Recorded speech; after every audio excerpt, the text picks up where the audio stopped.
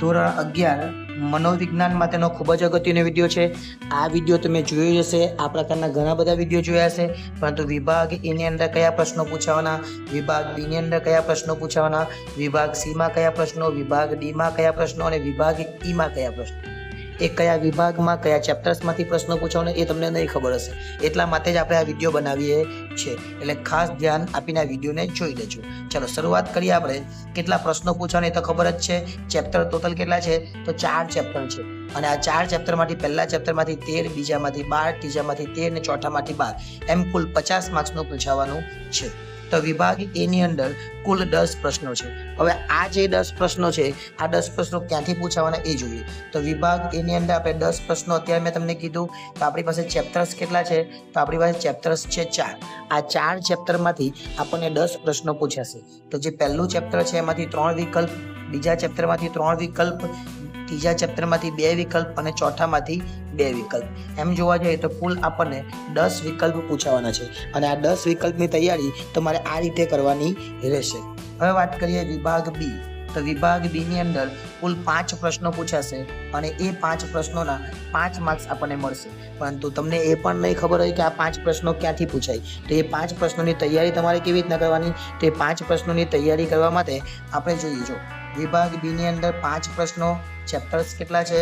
તો ચેપ્ટર્સ આપણી પાસે છે 4, 1, 2, 3 અને 4, 1, 2, 3 અને 4, એમ 4 ચેપ્ટર છે। પરંતુ આ 4 ચેપ્ટરમાંથી ક્યાંથી પૂછાવાનું એ તો આપણને ખબર જ નથી। તો આપણે જોઈ લઈએ એ 4 ચેપ્ટરમાંથી ક્યાંથી પૂછે।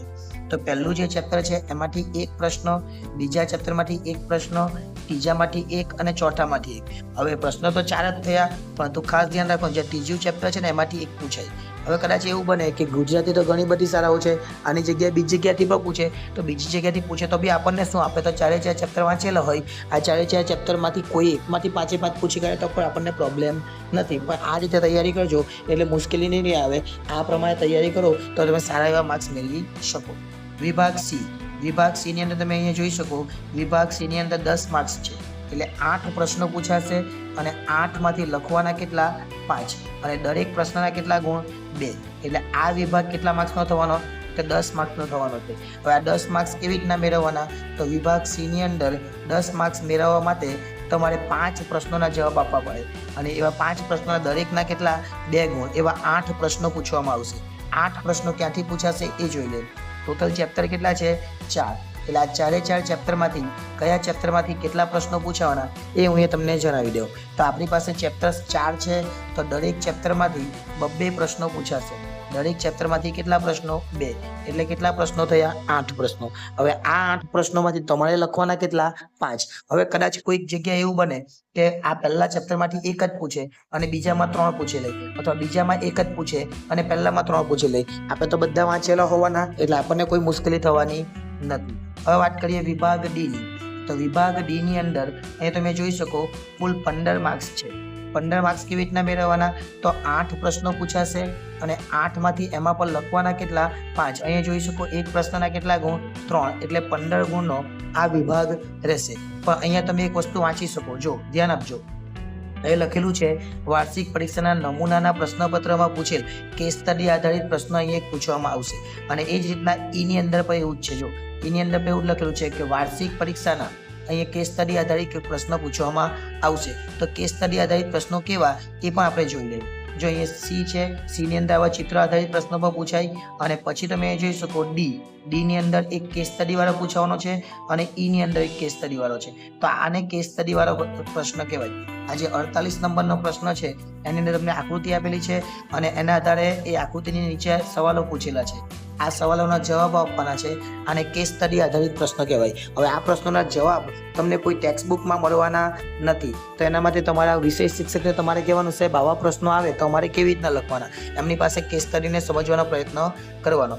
ઈ ની અંદર પણ એક પ્રશ્ન છે, જો એની અંદર અહીં એક પ્રશ્ન પૂછેલો છે કેસ સ્ટડી આધારિત પ્રશ્ન, અને એ પ્રશ્નને એક ફકરો આપેલો છે, અને નીચે 5 સવાલો આપવામાં આવેલા છે। કદાચ કોઈ અનરીચ વિદ્યાર્થી હોય તેમના માટે આ પ્રકારના પ્રશ્નોની અંદર અથવા આપવામાં આવશે, પણ તમને આ રીતે પ્રશ્નોના જવાબો તમારી રીતે લખવાના રહેશે।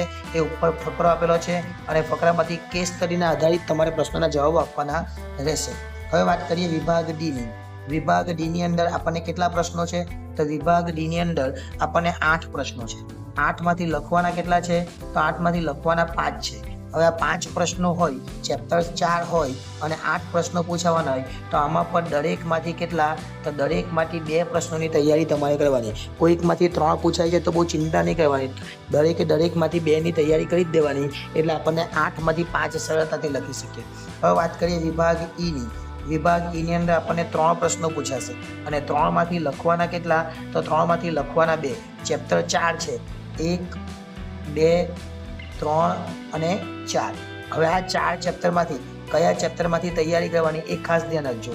તો પહેલા ચેપ્ટરમાંથી 1, બીજામાંથી 1, ત્રીજામાંથી પૂછાતું નથી અને ચોથામાંથી 1.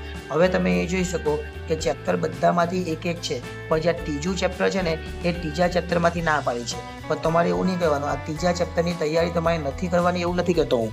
તમારે નથી જ લેવાનું, પણ જો તમે બધું જ વાંચી લીધું હોય તો ત્રીજા ચેપ્ટરમાં થોડું ઘણું વાંચી લેવાનું, જેથી કરીને અમુક સ્કૂલોની અંદર, ગુજરાતમાં તો ઘણી બધી સ્કૂલો છે, તો આ ઘણી બધી સ્કૂલોની અંદર કોઈક સ્કૂલની અંદર બ્લુપ્રિન્ટને ધ્યાનમાં લીધા વગર કદાચ પ્રશ્ન પૂછી લેવામાં આવે તો આ ત્રીજા ચેપ્ટરમાંથી પણ પ્રશ્ન પૂછે તો તમને આવડે.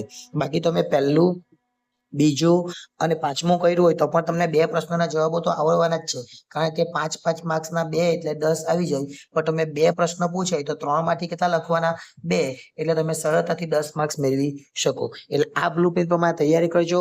અને મેં તમને કીધું એ પ્રમાણે ડી અને ઈ માટે કેસ સ્ટડી આધારિત પ્રશ્નની તૈયારી તમારે તમારા વિષય શિક્ષકને પૂછી લેવાનું કે આવા પ્રશ્નો અમારે કેવી રીતના કરવાના. આભાર.